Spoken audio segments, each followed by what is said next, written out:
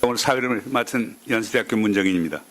오늘 다룬 주제는 저기 나와 있습니다만 북한의 비핵화, 실천 어젠다가 무엇인가에 대한 것입니다.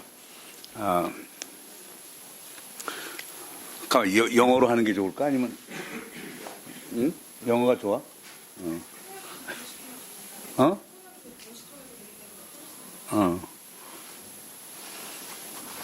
And I think we have come up with a really list of really impressive presenters today.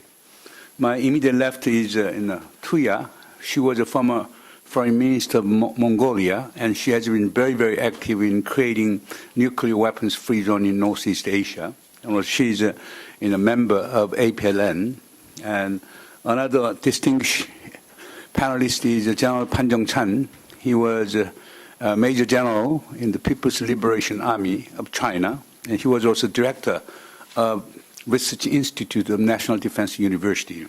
And he has been very long observer North Korea nuclear issues. His view is very, very, can be extremely, provocative. Therefore, I expect some kinds of, feedback from the floor.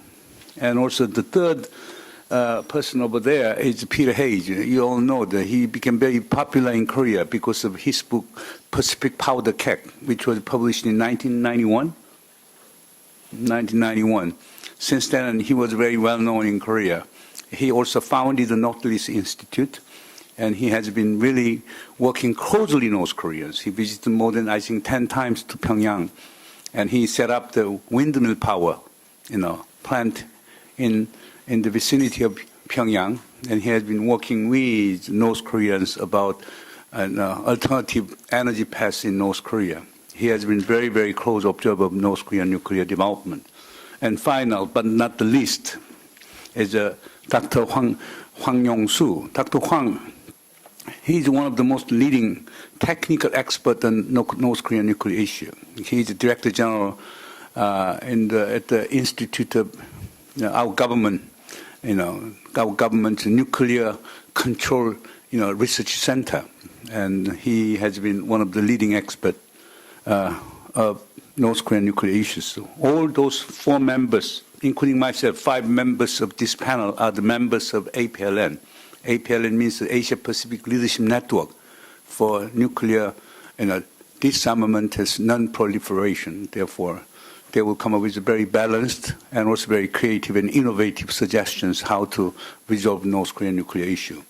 Okay, what I will do is this. I will give you 3 minutes each. But what are your views on how to handle North Korean nuclear issues? Afterwards, I will be asking a couple of questions to you, and then after that, I will open to the floor, and floor can raise questions to the panelists. Okay, we'll start with what, Tuya? Oh, Yong-soo? Okay, Yong-soo, why don't you go ahead first?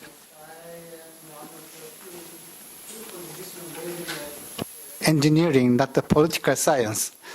However, I feel it will be very, very difficult to solve the nuclear issues in DPRK.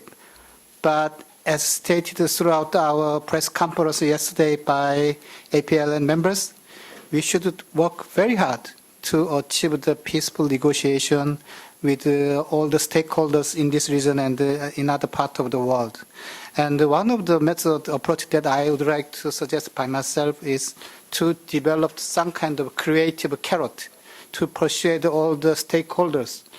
For example, we had some trial and errors throughout the previous KIDO project with the DPRK, but we learned a lot of lessons, and we believe that the energy supply to the DPRK might be necessary not only for the DPRK but also for the potential unified Korean Peninsula in the future.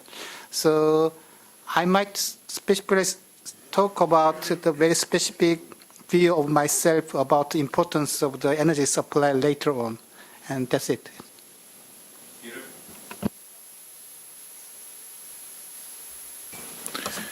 Thank you, Chung-in, and it's a great honor to be here again in Jeju, and thank you to our hosts in the province and in the government as well as the East Asia Foundation.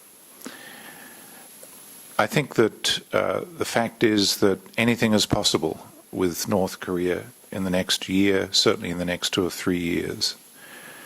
In his New Year's speech, followed by the nuclear test, the missile test in the Congress, Kim Jong-un has made it clear that we are seeing the beginning of what is called the Kim Jong-un era.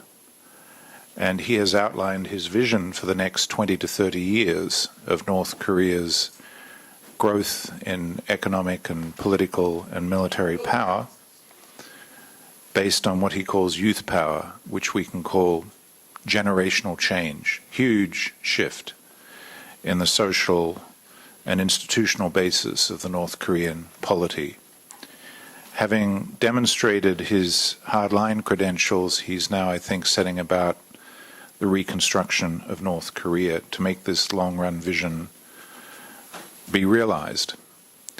And we underestimate this intention at our risk, because at this point, I'd have to say the odds are that he will succeed unless something very surprising happens in North Korea, I think almost incredible, or unless the external powers change the strategic landscape in ways that will make it possible for North Korea to adjust its position, not just on nuclear weapons, but on a variety of issues.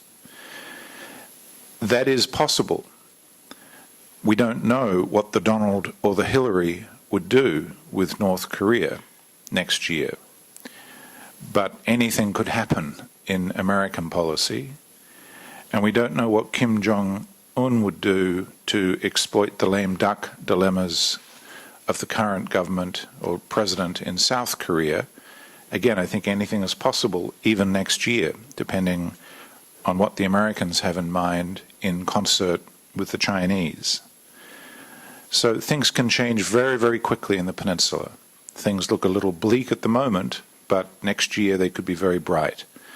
And I think that the concept of a comprehensive settlement that manages nuclear threat, not just from North Korea, but with respect to all the parties who rely on nuclear weapons in Northeast Asia, and with the pretty much complete exception of Taiwan, not wholly an exception of Taiwan, every state in this region relies on nuclear threat. And so we need a consistent framework to manage nuclear threat that will also make it possible for North Korea to abandon its nuclear threat. And the simple version of that is a nuclear weapons-free zone, as has been used in many parts of the world, and we have some key leaders from Mongolia, from Indonesia in the room who have played critical roles, also from Australia, in creating nuclear weapon-free zones. We're not short. Dr. Dhanapala has played an important role. We're not short of expertise on how to do this in Northeast Asia. We're simply lacking the political vision in Washington, to some extent in Beijing, although our colleagues in Beijing have told us that they will support such an approach if the Americans are serious about it. I think the big obstacle actually will be in Japan, and that's where the most work will have to be done to bring about such a vision. But I think if all the powers in the region, including North Korea, were to move in this direction, Japan would also move in this direction. And we would see a treaty of amity and cooperation in Northeast Asia. We'd see a nuclear weapon-free zone treaty. We'd see the ending of sanctions. We'd see a non-hostility statement. We'd see an end to the armistice. And all this could be put in place at a summit meeting that could happen in a very short time, and then it would take 10 to 15, maybe 20 years to implement. Thank you, Peter. General Pan.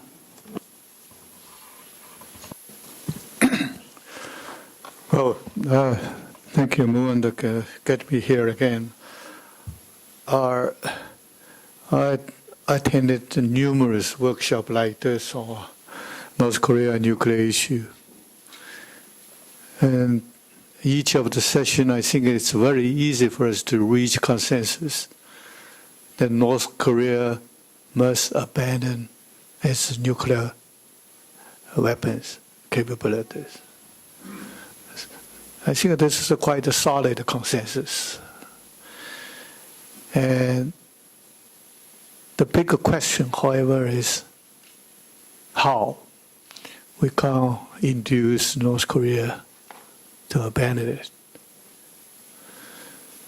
Unfortunately, over more than 2 decades, our major players concerned actually act in accordance with its own threat perceptions, strategy, motivations, and so on and so forth. And therefore, we could not get anywhere, actually. In the meantime, North Korea continued to upgrade its capabilities. So I think that today we are here again to discuss how to reach our common objective, that to induce, to help North Korea abandon its nuclear programs. I think for China, two things are very important. And these understanding perhaps underline China's policy towards the issue. One point is that denuclearization of North Korea isn't as simple as just concerning North Korea. All the countries concerned in this region have an obligation to create an environment in which the North Korea feels comfortable in abandoning its nuclear capabilities. Yesterday, Shah Tzu Kang emphasized that this region, peninsula, is still at a war. So you could imagine a kind of psychology, not only on the part of North Korea, but also on the part of South Korea and the United States. Each has a fear that if you do not have adequate deterrence, you may suffer. So I think that the challenge for us is how to create an atmosphere in which that we can reach our objective. Many years ago, when I attended a seminar like this, I said to the Americans, don't just think what North Korea can do for you. Try to think what you can do for North Korea.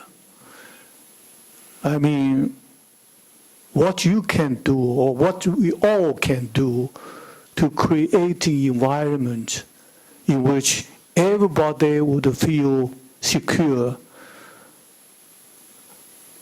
to have this objective achieved. The second point I want to emphasize, pressure through the form of sanction may be necessary and could be imperative in the case of North Korea today under the young, very capricious leadership of Kim Jong-un. So I think that China supports the sanction or try to keep some kind of signal to North Korea that the international community is firm in its objective of denuclearization. We cannot allow North Korea to do whatever it thinks it likes. So sanction is necessary, but sanction actually should also serve as kind of window to open up a kind of new opportunity for the solution peacefully, not really as a kind of tool to crush the regime as many people in the West wished. In fact, the sanction alone cannot lead to the regime collapse. Uncontrollably, excessive sanctions could backlash, produce new tension, and even force the regime to go into extremes. So I think that based on these two understandings, I still think that China's approach should be recommended, it should be kept in our mind.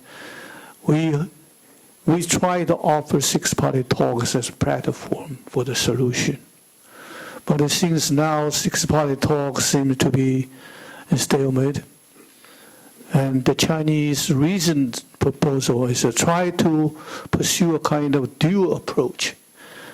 That is, resumption of six-party talks on one hand, and also resumption of a kind of a talk among the parties concerned for the peace mechanism building on the peninsula, which may include a peace treaty replacing the armistice, which may also include the normalization of relations between DPRK and United States and South Korea and Japan.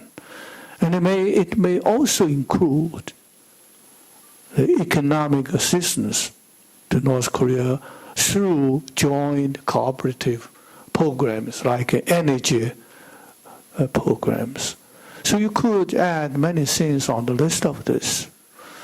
And all these actually are aimed at creating a kind of atmosphere in which trust is beginning to be built. Well, of course, this is going to be a long process. Incidentally, six-party talks actually has envisaged this kind of steps. It has 6 working groups, if I can remind you, together with the resolution of a nuclear issue. So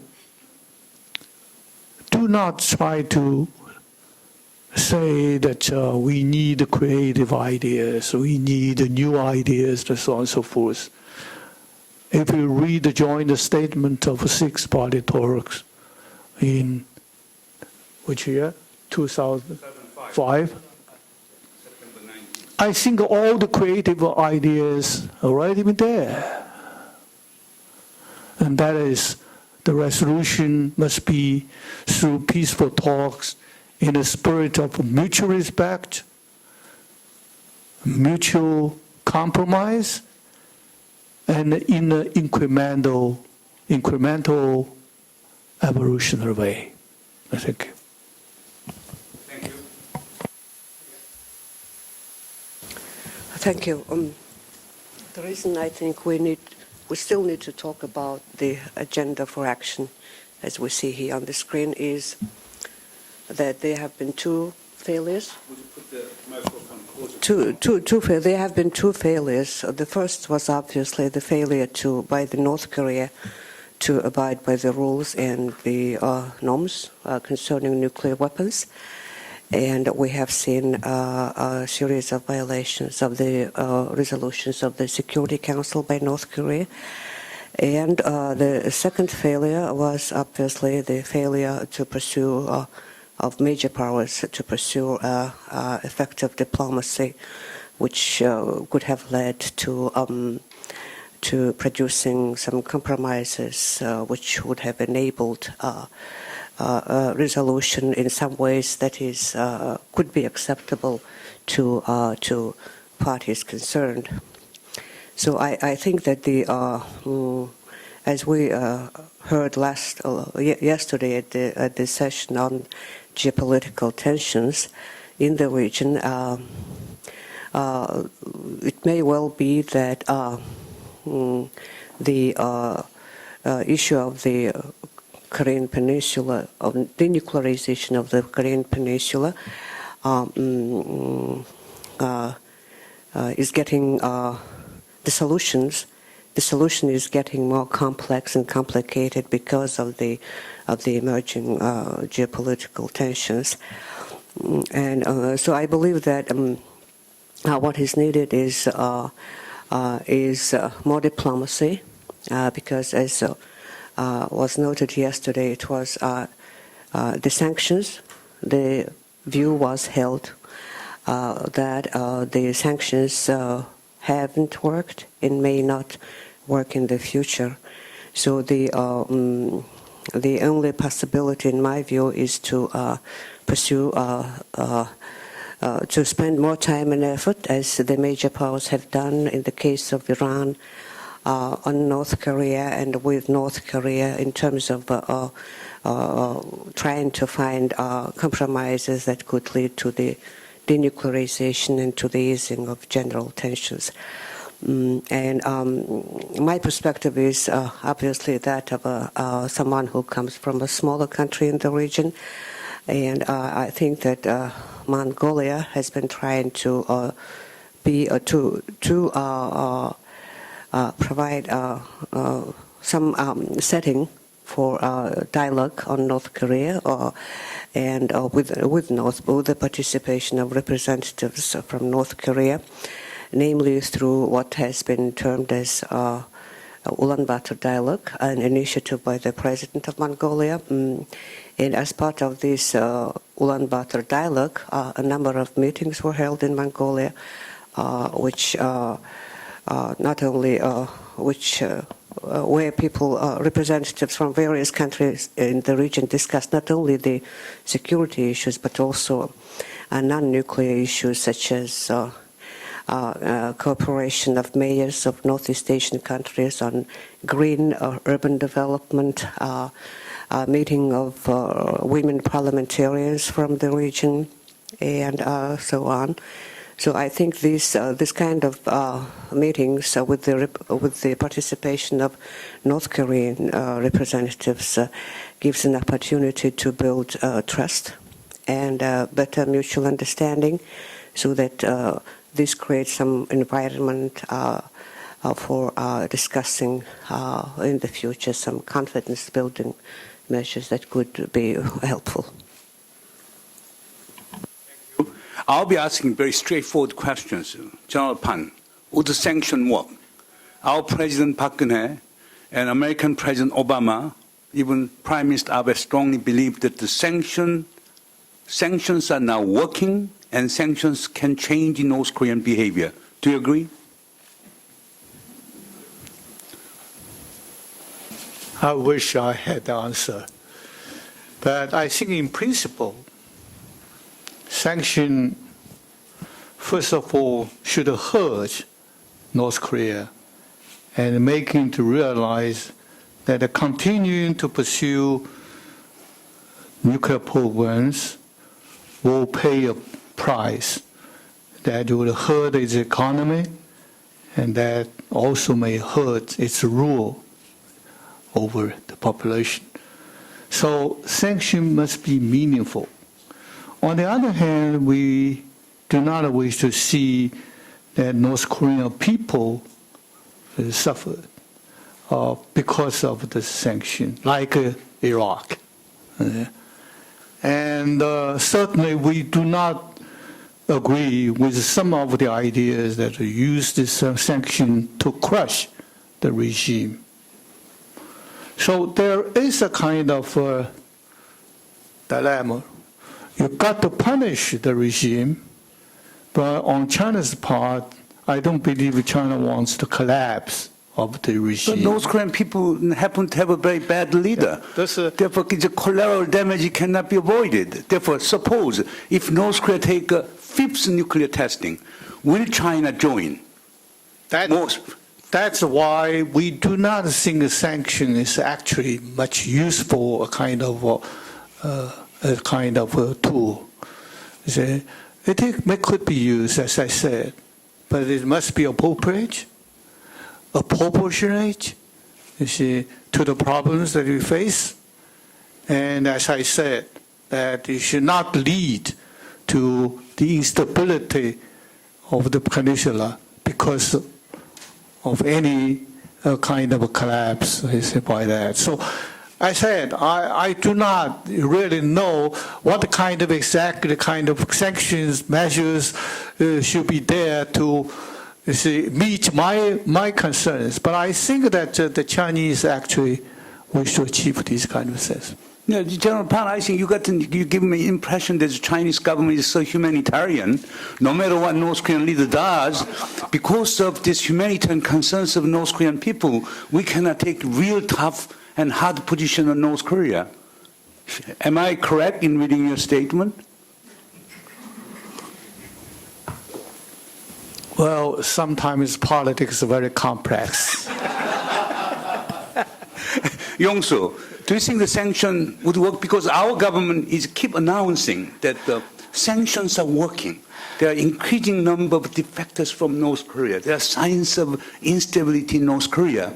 Therefore, sanctions are working. And now Washington is concurring with South Korean position. Yongsu, you have been a long-time observer and very close observer. Because every morning he sends North Korean news scraps of North Korea to me by email. Therefore, he should know some answer for that question. Well, by the way, I think that don't think this is an impossible job. I think the United Nations Security Council actually spent days on the sanction issue and try to work out the kind of formula, you see, to reach what I said.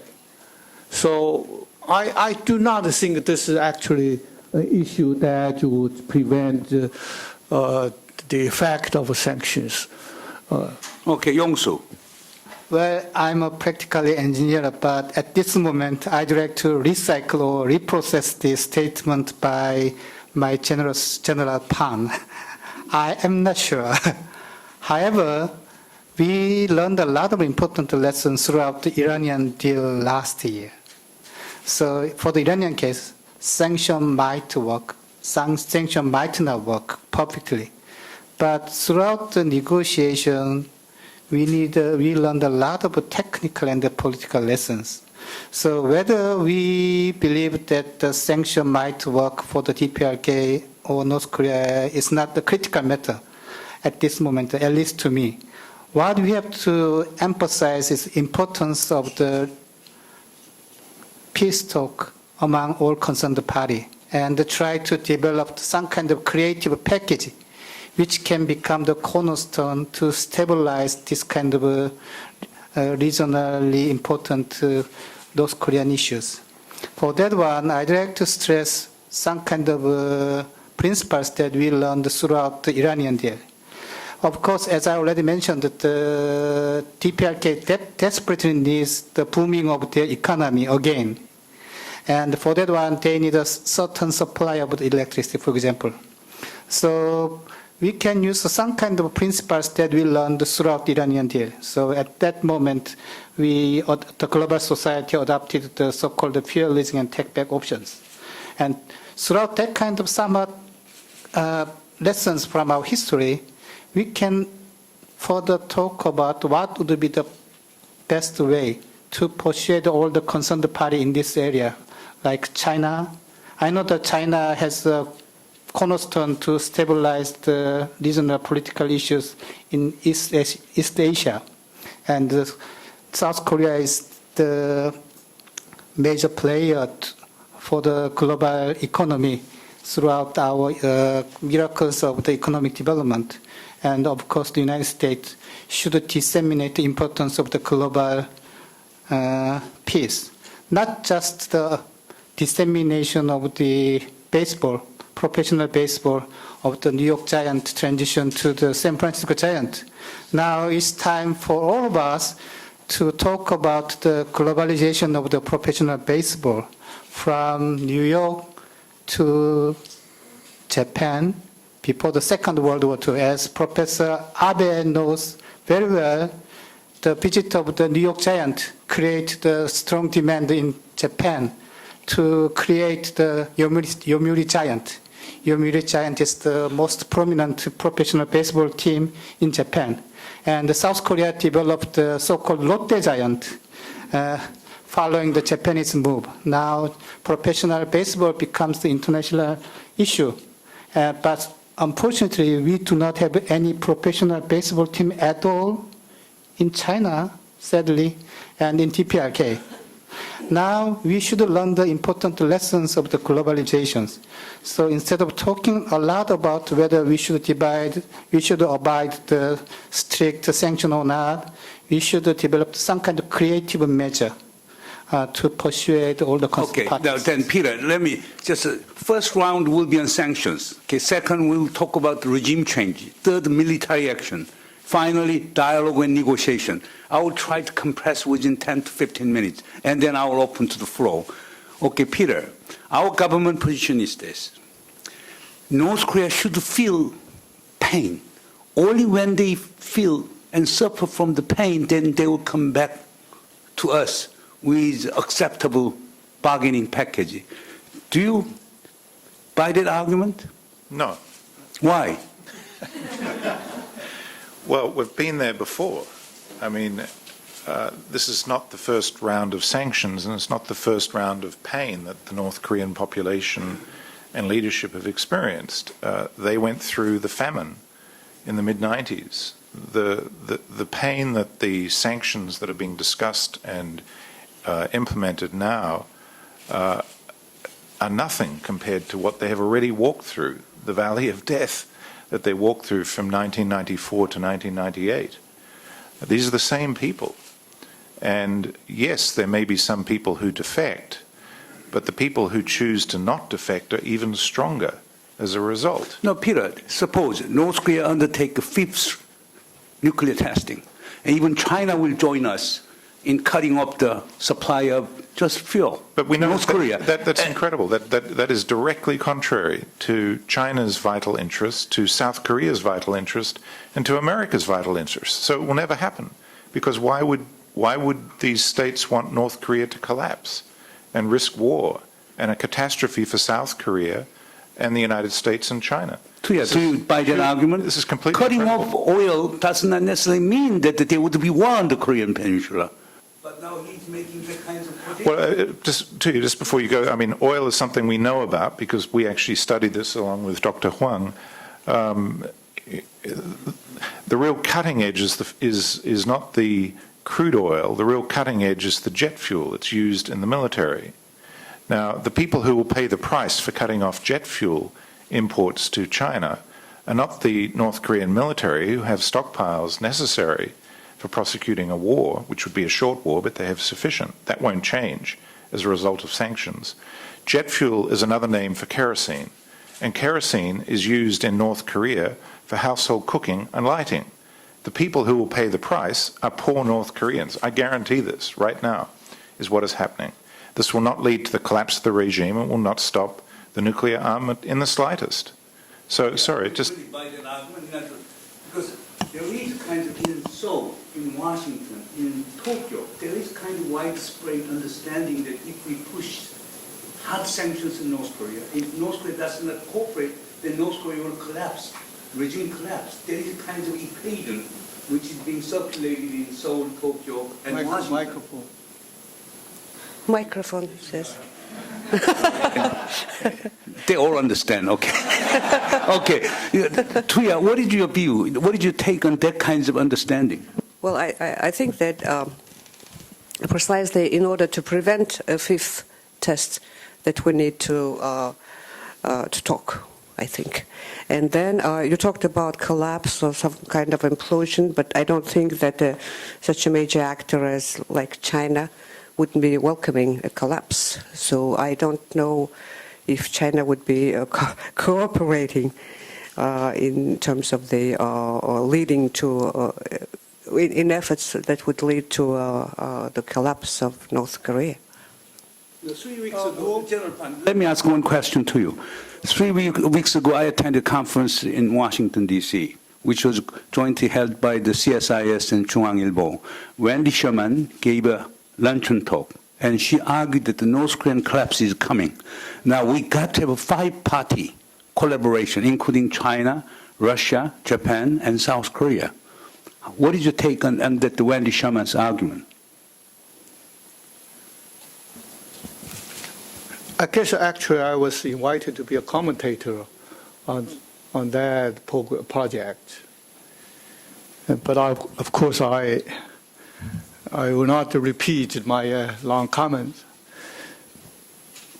But the question I want to ask you first before my answer, why this time South Korea is so intent on sanctions together with the United States? I think our government seems to be sadist. I think that South Korea might be the biggest victim of any instabilities, say, because of the sanction leading collapse or implosion of North Korea. As I said, the challenge for us is how to create a sort of environment in which that there will be an incentive for all the parties together to cooperate to solve this issue.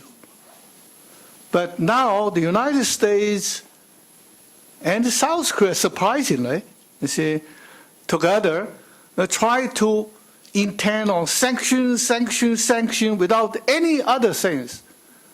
You see. So this could be counterproductive. So that's why I said sanction could be used to express our firm attitude that we will not back off from our objective. I agree with you. Well, Yeah. we'll get back to But the point. it's not really aimed at the collapse of the regime. Peter, then there was another debate in Washington. The South Korea and the United States should intensify military cooperation in such a way that if North Korea really crossed the red line, I don't know what is meant by red line, ROK U.S. combined forces can strike North Korean nuclear facilities. Hold this idea of detection, destruction, disturbance, and defense for the approach. What is your take on that? Military action, would military action be useful? Well, let me come back to that very quickly, but I just want to make a comment on collapsism, the collapsist argument, which we have been hearing now since the 1980s, early 1990s, and every few years the key collapsists look back and say, well, they didn't collapse, but they will collapse in the next 5 years or next year. It's been going on for 20 years. A number of them have actually given up that game and have actually, like Aidan Foster Carter, no longer a collapsist. But some of them, like David Maxwell and Bruce Bennett at RAND and a few others, continue to put out collapsist argument. But when you look at their definition of collapse, this is not actually the disappearance of North Korea. It all goes back to one seminal piece written by Bob Collins at U.S. Forces Korea in 1995, The 7 Stages of Collapse in North Korea. And the 7th stage of collapse is not that North Korea goes away, it's that the Kim clique is removed from power and there's a new North Korean regime in place that takes over and runs the joint on some form of authoritarian military rule. That's what the Americans actually mean by collapse when you ask them and probe. Now, if that's what we want, then that's what we'll get if we push hard enough. If we actually did cut off the oil and if we cut off every transaction with North Korea and shame them and name them and attack them militarily, yes, they will respond and there may be chaos and there may be a night of the long knives and there'll be a new clique who take over and then we'll have to deal with that clique which will have nuclear weapons and we don't even know their names, let alone their phone numbers. If that's the world you want, go for it. There is a different world, which is not the Iran deal on steroids. It's phase 2 of the Iran deal. Phase 2 of the Iran deal is to think about comprehensive security as solving the issue whilst you've gained time from phase 1 in the Iran deal. We've already done phase 1 Iran deal with North Korea. It was called the Agreed Framework, and it failed because it started at the wrong end, as General Pan said. It started only with nuclear and only with North Korean nuclear. Instead, we should be starting with regional security. Okay, we'll talk about that one. But Okay? how about And come military back to action? nuclear. I'm sorry? Would the military action be effective? No, because we don't know where the key targets are on any given day. Short end of story. So you attack North Korea and start a war and you don't even kill the people or damage the warheads or the delivery systems that you're actually seeking to attack. Your intelligence is not that good. I'm sorry. Is that today. true? Correct. Because our intelligence service said we know everything about North Korea. Well, sorry, there are 10,000 tunnels in North Korea. On any given day, we have no idea what's in which tunnel where. Yongso, what is your take on that one? Sanction wouldn't work. There won't be regime change, and then military action is not doable either. No way out. Well, I sent one article this morning to you about the military option by United States, written by Stratford. They were talking about the military assault by 10 B-2 bombers and 24 Raptors and 2 Ohio-class submarines and others, and they can destroy everything if they have a comprehensive intelligence information about the exact location of the TEL, the launcher of the missiles, and the exact location of each weapon of mass destructions. As they confessed, it's impossible to know the exact location of all those equipment, as Peter already told us just a minute ago. So it's impractical to assume that that kind of military assault might work totally.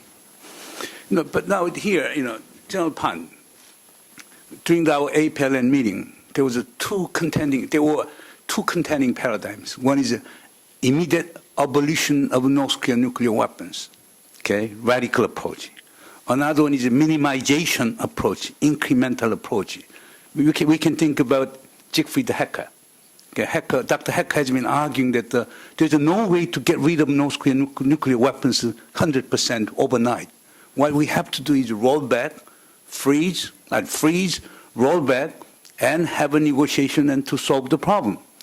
But this incremental approach doesn't seem to be gaining any support in Washington, Seoul, and even Tokyo.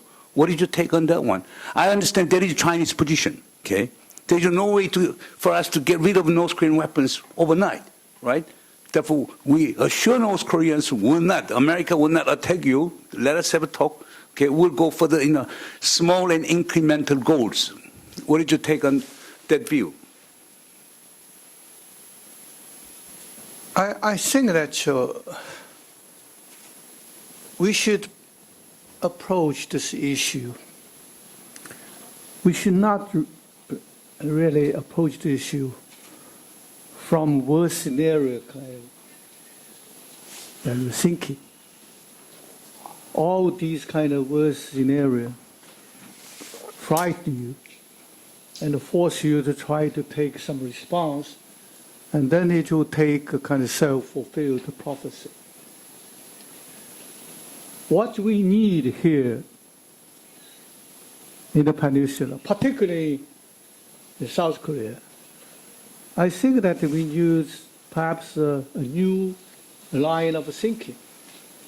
And that is, if we do something positive, and then we could contribute to some amelioration of tension, and then there might be a kind of possibility, say, for North Korea to venture to look out and see whether there will be a kind of beneficial, progress. Honestly, I still have some kind of nostalgia of the time when Roh Moo-hyun and Kim Dae-jung were your president. You could criticize his sunshine policy, but I don't think you should criticize the sunshine spirit. And this is particularly important for South Korea. If you really wish a true unification in the future, if you really wish denuclearization of North Korea, and then you must have a kind of cooperative approach with North Korea. Don't let all these kind of worst-case scenarios frighten you, and therefore you said you must under protection of the United States. Look at the propaganda of North Korea. And they said South Korea actually is a puppet regime because it has no position. Its position is the position of the United States. So your act actually plays into the hands of North Korea's propaganda. You should have confidence in yourself. You are strong. You are far stronger than North Korea, economically and even militarily.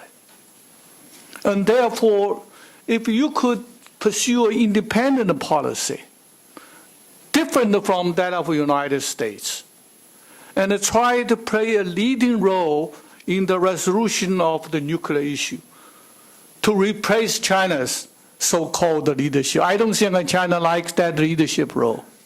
That's a good idea. Okay, Tuya, you have been talking about Ulaanbaatar dialogue, and Peter Hayes suggested whole comprehensive approach, okay, like framed around Northeast Asia nuclear weapons-free zone. What kinds of feasibility do you see in that proposal? Well, there has been the discussion about Northeast Asian nuclear weapon-free zones. The rationale being the Japan, North Korea, South Korea coming together in a zone, in Mongolia joining, but the nuclear weapon states providing assurances, security assurances, and I think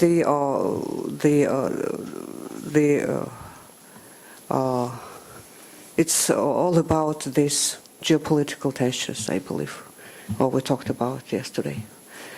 Because the circumstances in individual countries are different, so this is something that needs that has a long way to go at this stage. Peter, your suggestion seems to be fascinating, the creating nuclear weapons-free zone, and those who have nuclear weapons give a negative security assurance to those who do not have nuclear weapons, and also all parties declared no first use and all these kinds of things. But think about this one. The most meaningful step which North Korea could accept is a suspension of allocate U.S. joint military exercise and training, right? But Seoul and Washington have been keep telling that's impossible. Out of the question.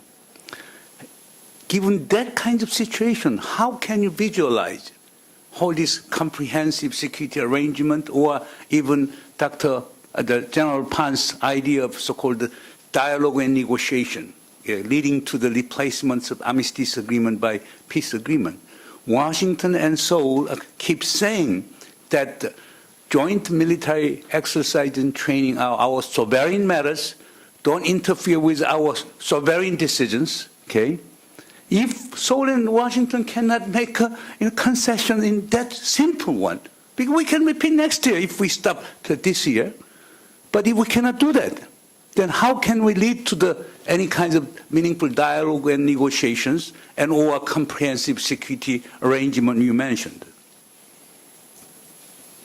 First of all, the response that these are matters that are essentially don't have any bearing on anyone north of the DMZ and cannot be varied is simply false, because it's been done before. It was done with Team Spirit, I think it was in 1994 from memory, or I can't remember the exact date, but we in fact cancelled one of the major exercises in order to facilitate dialogue and discussions with North Korea over the nuclear issue.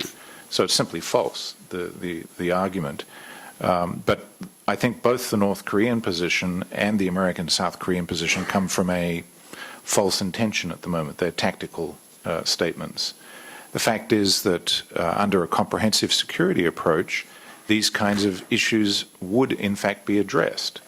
And if they're addressed at the leadership level, not at the lower political, bureaucratic level of officials, senior officials, etc., but the leaders establish the broad principles for a comprehensive security settlement, and that nothing is agreed until everything is agreed, then you have a formula for going forward to address all these issues, including the nuclear issue, and not just the nuclear issue between the United States and South Korea and Japan and North Korea, and China and North Korea, but also the nuclear threats that emanate from the other states towards the non-nuclear states, and even the threats between the nuclear weapon states are moderated by the existence of the zone and the adjacent zones.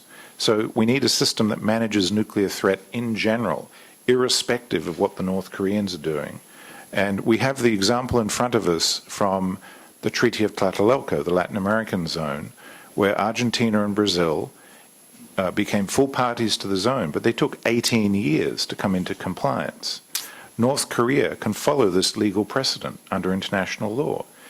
Even as a nuclear armed state, it could come into to be a party of a nuclear weapon-free zone treaty, and over time, calibrated to the degree of denuclearization, it would get various benefits, etc., but it would be recognized as a legitimate party to a regional system that manages and reduces nuclear threat. And the key here is the authentic intention and the recognition of the leadership of North Korea. If one treats the leadership of North Korea as someone one cannot under any circumstances do business with, you will get an appropriate response from the North Koreans from their perspective. So you've really got to come to that fundamental choice, that fundamental decision. And that's what the Americans don't want to do. It's what South Korea doesn't want to do. And Yong-soo, this is my final, question, and then I will turn to the floor. You talked about supply-side incentive to North Korea. Yes. Okay.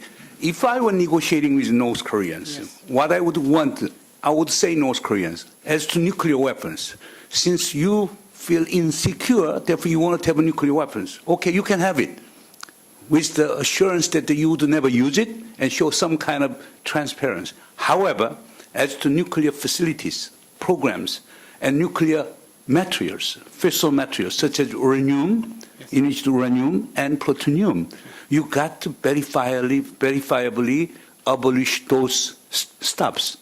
First, would North Korea accept that kinds of proposition? And second, if that being the case, what kinds of supply-side incentive can you think about?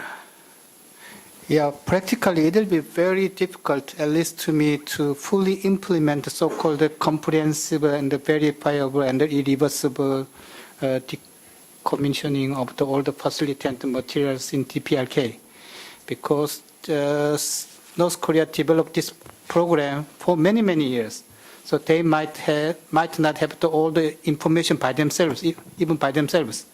So if you would like to apply the very strict procedures, then it might create a lot of dispute between North and South and the United States. So we will experience a lot of difficulty. However, whether we are allowing further discussion for the full disintegration of their existing nuclear bombs, still it's very important not to let them, the DPRK, operate their officially commercial Yongbyon facilities. For that one, we should develop the new idea as we already exercised in Iran.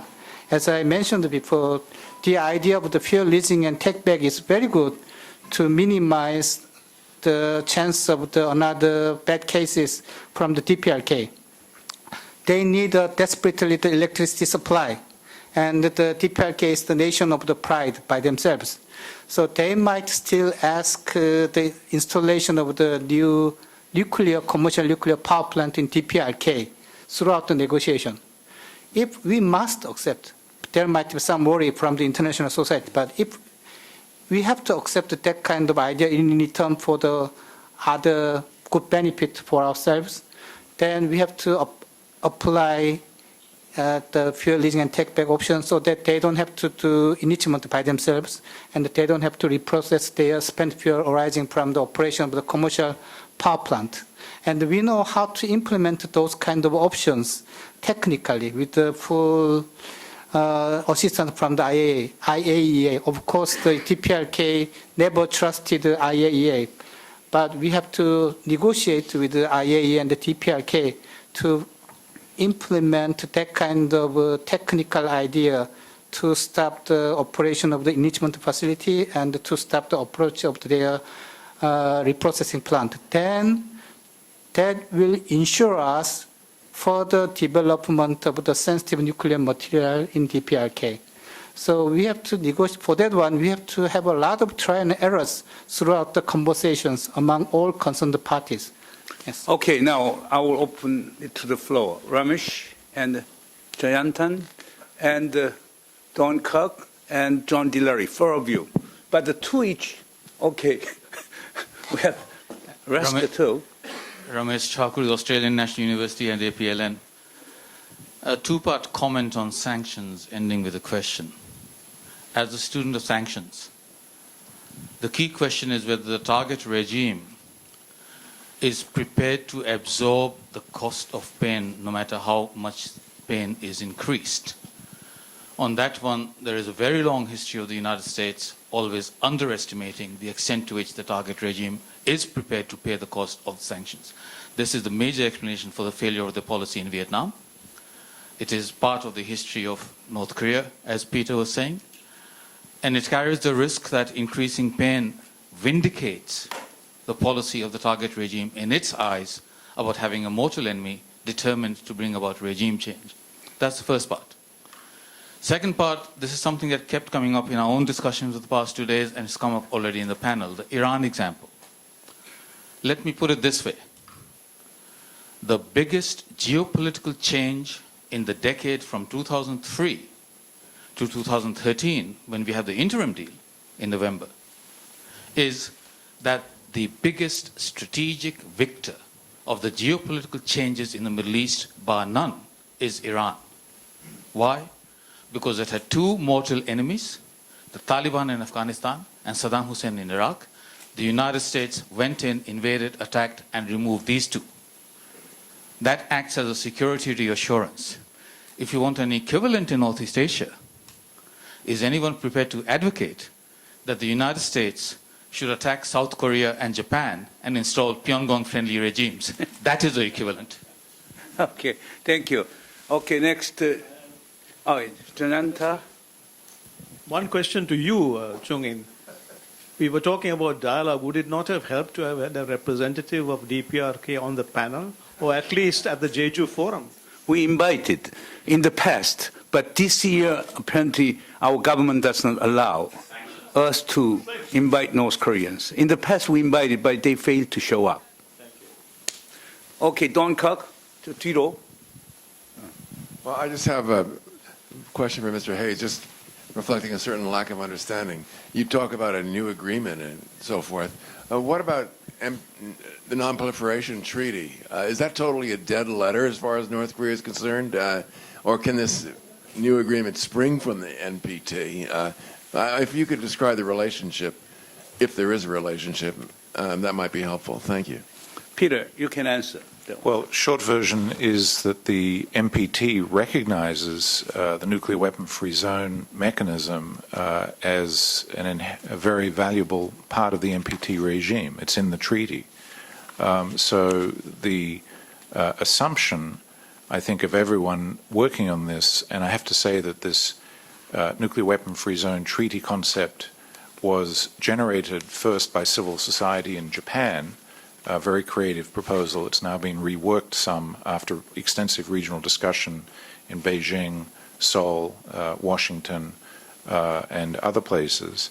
The assumption is that as part of the compliance, that North Korea will come back into the NPT as a full member and then undergo not only the normal inspections, but the inspections that will be part of a regional inspectorate that would be created under a nuclear weapon-free zone treaty, whereby it would have the right to inspect under that arrangement South Korea and Japan, and they would have reciprocal rights of inspection in North Korea. And this, is something that was, of course, envisioned in some respects in the joint Inter-Korean Denuclearization Declaration, but was stillborn back in 1992-93. But it would be an integral and necessary part of a nuclear weapon-free zone treaty, and that not only would they have to undergo full IAEA additional protocol inspections and the regional inspectorate mechanism, but they would also have to demonstrate their credentials as a party. I can't remember what the exact phrase is, but those who have already gone down the nuclear weapons path and come back, as has South Africa, have to then undergo further additional intrusive inspections by the IAEA to demonstrate their authentic intention. So South Africa, even today, is having additional visits from the IAEA to demonstrate to the agency that South Africa is completely abandoned its nuclear weapons aspirations from the past. So North Korea would have an additional bar with the agency to actually meet. So this is not a soft position with the North Koreans. What they would get back is a changed strategic landscape and a changed set of strategic calculus and incentives, which are not really just a small pile of carrots or additional energy aid or assistance, but they would be actually brought into the international community in full standing as a nation state with their leadership recognized. That is really the essence of the matter. If that doesn't happen, all the rest is really a waste of time, and we'll either be dealing with rollback or containment or some variant of the two in terms of the American policy postures, which means continual roller coaster rides of provocations and running the risk of war, etc., for the coming decades. And I just remind everyone, it took from 2005, the negotiations of the September Principles, to 2016 to get to this point. It could well take from 2006 to 2026 to go back. That's not something that we should be particularly concerned about. I mean, it will take time. Even if they were to take off all their clothes tomorrow, just the physical dismantlement and inspection of known facilities would take 2 to 3 years. It will take time, and we have to have a way of managing in that interim period all the different problems that have been created by the failure to deal with it over the last 20 years. And I think it's doable, but it will take real leadership. And I appreciate General Pan saying South Korea should stand up and be independent and lead the charge. But frankly, the North Koreans aren't going to let South Korea do that, with all due respect. There's another game being played No, here. if you have a good leader, that can happen. By the way, we'll be having the session on the future of NPT. We'll be featuring the best and the brightest in the world in the session. Please, I strongly encourage you to attend the next session here. Okay, on the future of NPT. That's advertisement. Now we have John Dillery, Rakesh, and Ambassador Park In-gu.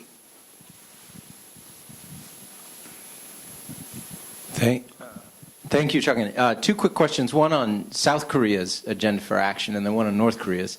On South Korea, it seems now the government is saying there's a precondition for dialogue, that denuclearization somehow has to come first. And so Seoul is persistently rejecting the military talks idea.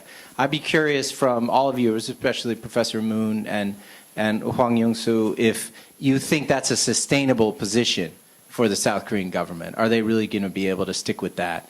And then in terms of North Korea, when I think I'm Kim Jong-un, which I do sometimes late at night, I would be tempted to let my scientists and military conduct a 5th nuclear test after the U.S. election, before the inauguration of whoever is the next president. Because if you do it then, it sort of drops that last bomb right on President Obama and on the policy of strategic patience. And while it enrages, of course, Americans, it also sends this very direct message to the next occupant of the White House. This is what you're going to get if you stick with the approach. And in a sense, it leaves a weird kind of opening for a Hillary or a Donald to do something different. So I wonder if others see that also. Young-soo, would you answer to John's question? What does the South Korea mean by denuclearization of North Korea? What kind of actions?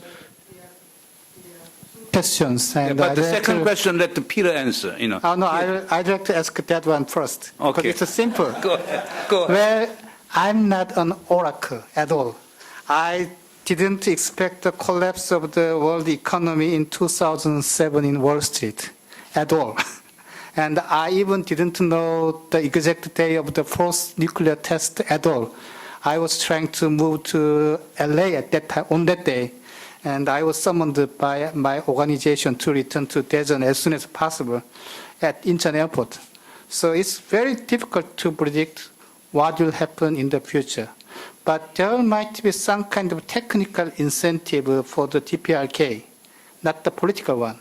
Throughout my experience, the first test was very interesting. Probably they might not accomplish some technical barriers at that time. So if they can overcome some kind of technical problems they experienced throughout the January task, they might be ready for the another test sooner or later. That's my observation. And I'm not so good at geopolitics about the validity of the preconditioning for the dialogue at all, actually. I am not allowed to talk about that kind of thing in public, so Okay, that's then my Peter, excuse. you can understand, the first question. What does South Korea mean by denuclearization of North Korea? Yeah. Well, I assume what they mean, I haven't actually asked anyone in Seoul recently, but I assume what they mean is what the Americans call, some serious form of pre-step. Such as? Oh, we have another uranium enrichment facility and here's the location. Something that is, a serious step forward in our understanding that sets the scene for some form of further communication, cooperation, and even collaboration. I have no idea what Seoul would regard as a pre-step, but that would be the kind of pre-step that the Americans, would take as a serious indication of intent. It is really strange. If I were the government, I would have a talk with North Korea and tell North Korea, so this is what we want. But our government keep telling through the media that North Korea got to show authentic, sincere attitude toward the denuclearization, that Pyongyang is trying to figure it out, what is meant by that. But anyways, we do not have answered that one. We should have invited some government official. Anyhow, Rakesh and then Ambassador Park. I just wanted to add one thing that, about the Iran thing. But I think we need to understand that the Iran deal took place after there was a change of government in Tehran.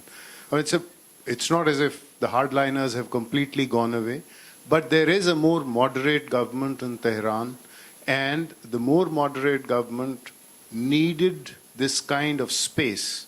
And yet, at the same time, it was a very tricky kind of a negotiation, in the sense that the more moderate government could not go beyond a certain limit, just as Obama could not go beyond a certain limit because he knew of the opposition that Saudi Arabia and Israel would have to this deal. So, we are not talking of, so you can have this kind of a deal, phase 2 or whatever, provided you are going to see a regime change in North Korea. But I don't think that that is the purpose, because I don't think at any point did I get the impression that sanctions were intended to bring about a regime change.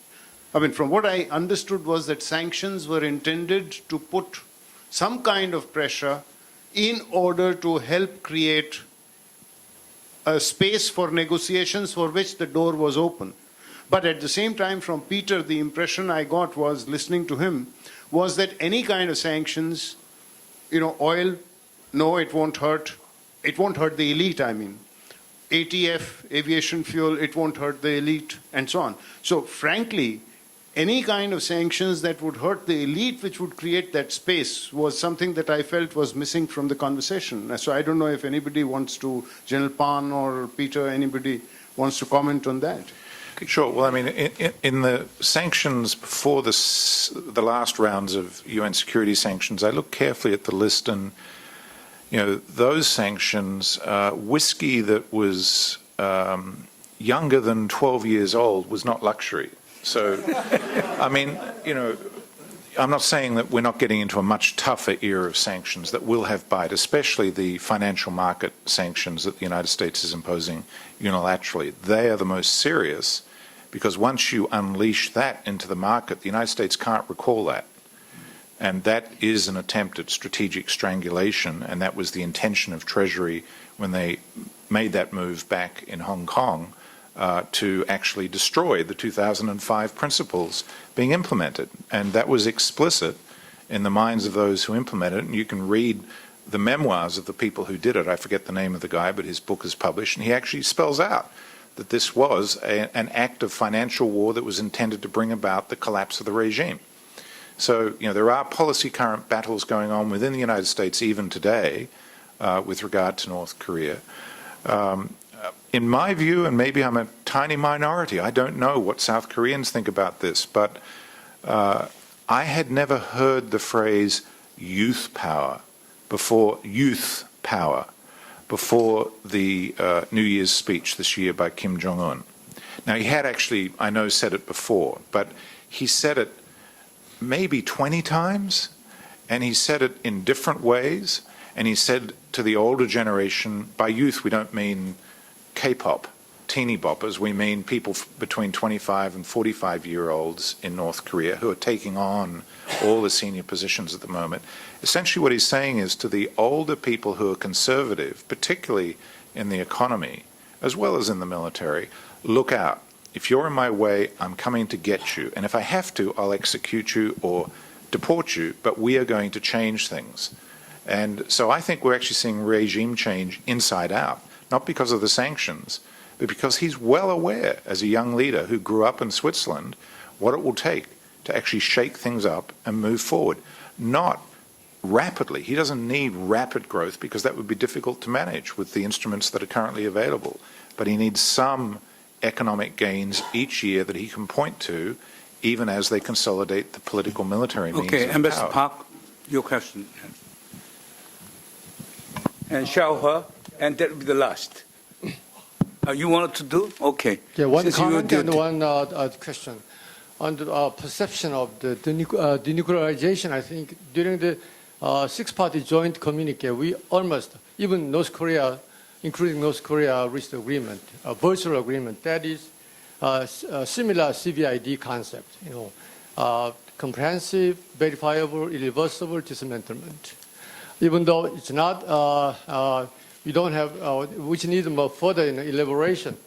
But my question is, last month, Danny Russell, Secretary Danny Russell visited Korea, and he had some interviews, and he suggests the three elements. That is, as a conditionality for the starting dialogue with North Korea, first freeze, second declaration, and third, inspection by IAEA.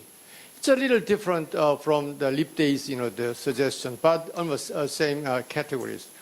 I understand that North Korea didn't make any outright response to that exact the virtual suggestion. Maybe if North Korea agreed to that concept as a conditionality, so maybe U.S. and Korea should come up with new ideas. What kind of carrot could be carried as the other side? So maybe, even though I'm not in a position to speak on behalf of government, maybe there might be some discussion, on that area. So my question is, what kind of, the other side carrot could be suggested, as compensation for three principles? That is my. Okay, Xiao He. Okay, your last will be the last. Yes, two quick questions. Once, I'd like to ask Professor Moons, what do you take on regime change and use of military forces? And associated with these questions, if you oppose that, what kind of carrot that we can use to pull DPRK to the negotiating tables, and the carrot is sweet enough for this country to abandon its nuclear programs? Thank you. Yes, would you identify yourself? Of course, thank you. My name is Mirna Buros. I'm currently a student at GSIS SNU, Seoul National University. Which university? Seoul National. Seoul National. To continue from the last question, what kind of carrot? It has been mentioned a few times here that they really need energy, electricity in general, and it was also mentioned at the Congress at the speech not long ago. And I've seen in the newspapers that they've actually been implementing new projects to build hydro plants. And also, I think they're working on an LVR, but they're not making very much progress right now. So I was wondering, seeing all the sanctions that are in place, what progress can we expect them to make? In what timeline? can the international community help in any way with that? And does it want to? Would it want to do that? Okay. Let me answer to Xiao's question. What is really meant by regime changing? Really, as Peter rightly pointed out, there could be a change of policy, change of government, change of regime, and change of North Korean system, future system, and or collapse or change of North Korea's sovereign state. But collapse of North Korea's sovereign state will never happen. There could be a change of a regime. But as Peter pointed out, somebody else said, there could be military junta intervention or party military joint, collective leadership. Therefore, when you aim at the regime change in North Korea, it won't be doable. There is a real issue, okay? And as to what kinds of, I think the Ambassador Park also pointed out, what kinds of incentive do we need? First, we need some kind of inducement act, and that is ROK US declaring, okay, we'll be suspending joint military exercise next year. And then send to North Korea, okay, what can you do that in return for that? North Korean nuclear is so important topic. There can be no sacred cow. Look, joint military exercise is an instrument of enhancing alliance, not goal in itself. Even ROK-US alliance is not end in itself. It's nothing but means. Okay? Why can't we use it as a bargaining card? But I think that can be very, very meaningful start for any kinds of so-called dialogue and negotiation between the U.S. and North Korea, between North and South Korea. But given domestic political setting and political uncertainty in Washington, that will not happen. And also given President Park Geun-hye's commitment to the alliance and her distrust of North Korea, this may not happen. That is a real dilemma. And Peter, do you want to add to Ambassador Park's question and Xiao and over the lady over there? Well, I think we have a pretty good understanding, both because of South Korea and China and American and Russian and North Korean and Japanese work over the years, over nearly 20 years, on North Korea's energy system. In fact, in some respects, we have a better understanding of their energy economy than the North Koreans have. And we know what they need. We've had a long experience of their demands as to what they want in the six-party talks, but that, of course, is now ancient history. But the overlap between what they wanted and what, from a developmental welfare an economic perspective was about somewhere around 5%. So most of what they wanted was not developmentally and economically sound, and most of what we were willing to offer was not what they wanted. So there was a very small overlap in the six-party talks on energy assistance, and it was largely a waste of time because it was always subordinated to the other more strategic discussions. And so I think a very practical approach needs to be taken to North Korea's energy situation because the shortages are extreme. Just the power system alone, generation, transmission, distribution, refurbishment, our estimate is the cost to do that over a 10-year period is about $40 billion. This is a big number. If you do it on an annual basis, $4 billion a year, and no one is going to undertake that cost until the entire situation is transformed to one of peaceful collaboration, and that's not going to happen anytime soon. So we need to be very strategic to not waste money on energy cooperation with North Korea, whether it's light water reactors, the grid, microgrids, renewable energy, doesn't matter. Energy is important. It's an important element, but probably training is the single most important thing to do, and that's actually not that expensive. There is one other flip side to this I just want to mention so everyone knows about it, Chung-in. In the winter, the engineering analysis of the state of the civilian grid, not the military grid, but the civilian grid that supports Pyongyang, is that the distribution stations and the transformers could actually collapse. Now, for about the last 4 decades, they have managed to repair them, improvised repairs. But if you had a 2 or 3 week period of severe cold in the north, these systems could fail and they couldn't repair them. And you would then have 2.5 million people sitting in Pyongyang with no electricity. Big humanitarian crisis. And that could be in the midst of a period of very high tension, in the middle of winter.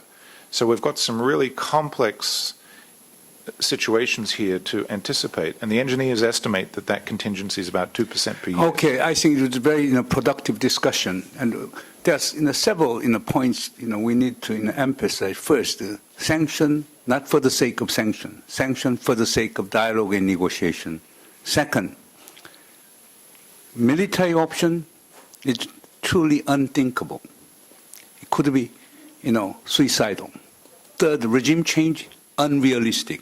Then the only option is dialogue and negotiation. We need some kinds of collective wisdom on how to resume dialogue and negotiation and come up with a peaceful settlement of North Korean nuclear issue. I will conclude it. Thank you very much. Let's give a big applause.